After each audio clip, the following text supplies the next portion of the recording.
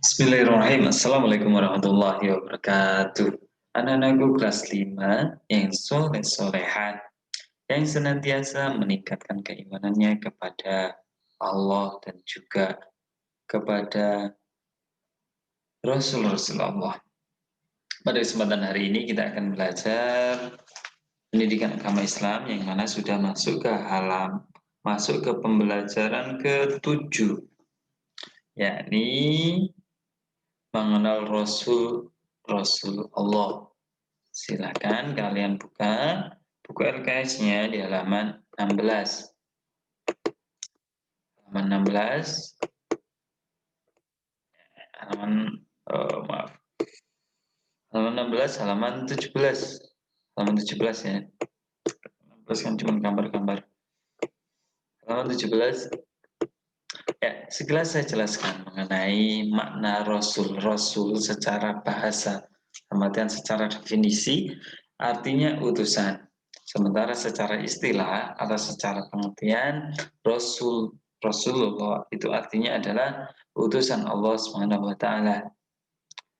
Rasul secara pengertian agama yakni laki-laki pilihan Allah yang diberi wahyu untuk dirinya sendiri dan berkewajiban menyampaikan kepada orang lain.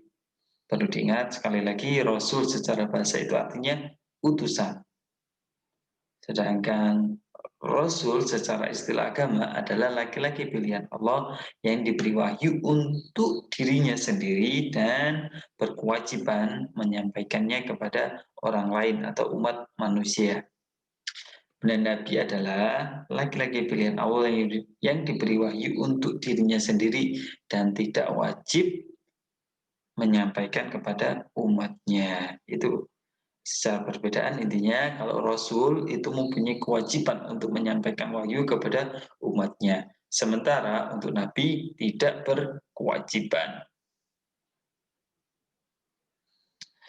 Nah, ini dalilnya ada di surat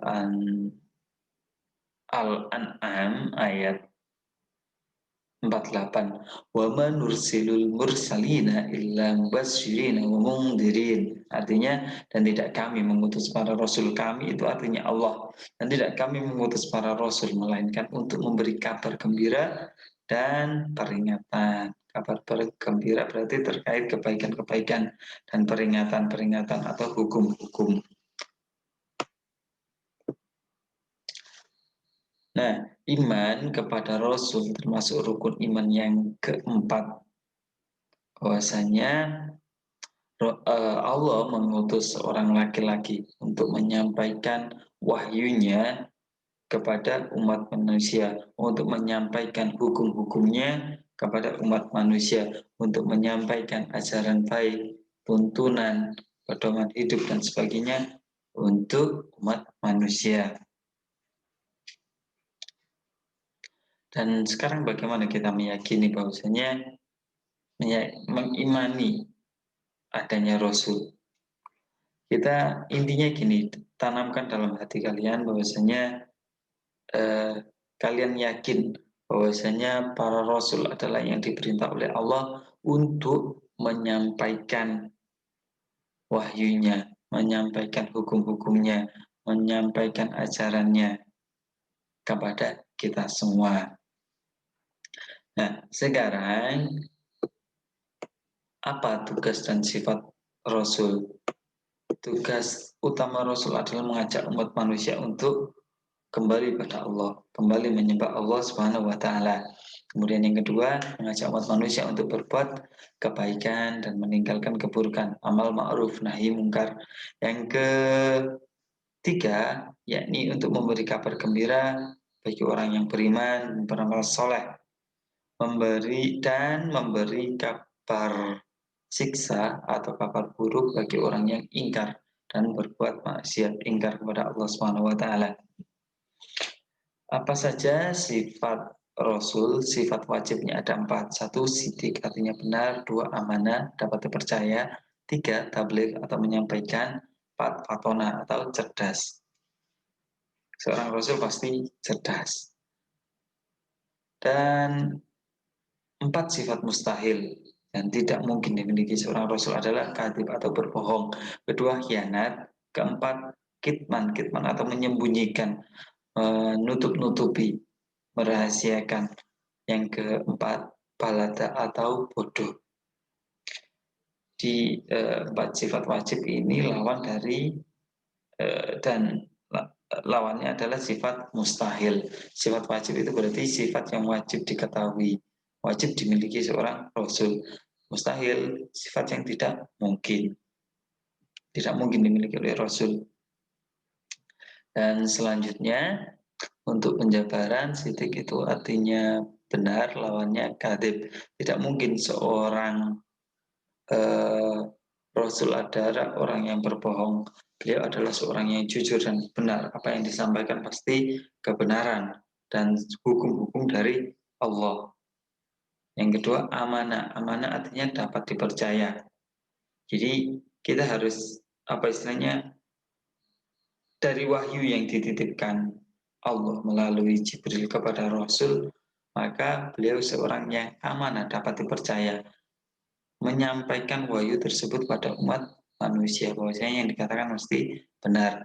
Tabligh artinya menyampaikan. Jadi mendapat sebuah wahyu dan perintah dari Allah wajib disampaikan pada umat manusia. Yang keempat, fatona. Fatona itu artinya cerdas, pandai, dan bijaksana.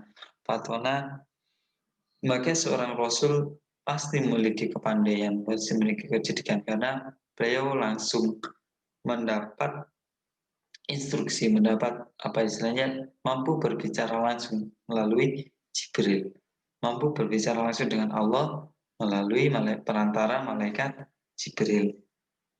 Sementara Nabi, ada 25 Nabi dan Rasul yang wajib kita ketahui, wajib kita imani, mulai dari Nabi Adam sampai Nabi Muhammad.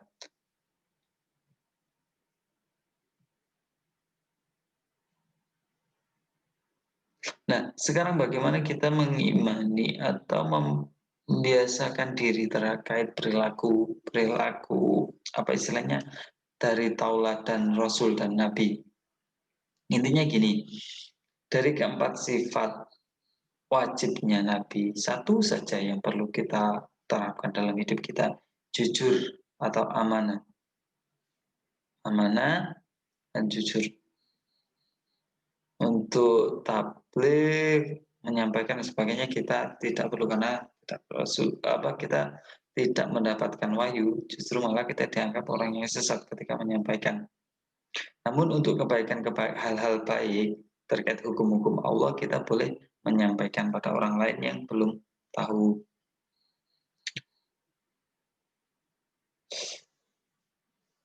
Untuk fatona atau kecerdasan ini merupakan suatu karunia dari Allah. Intinya kita minta saja kepada Allah agar kita diberikan kecerdasan, kepandaian, dan kebijaksanaan dalam kehidupan kita. Dan yang bisa kita usahakan dalam meneladani sifat Rasul adalah sidik kejujurannya dan kebenarannya. Baik, itu saja yang bisa saya sampaikan untuk kesempatan pembelajaran hari ini.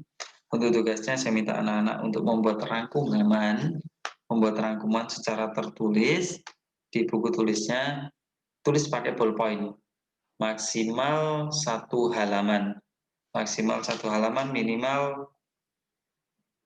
minimal ya 1 halaman, maksimal 1 halaman, minimal 1 halaman buku tulis, merangkum dari apa yang dibaca halaman 17-18. Jadi tugas pertama, membaca terlebih dahulu.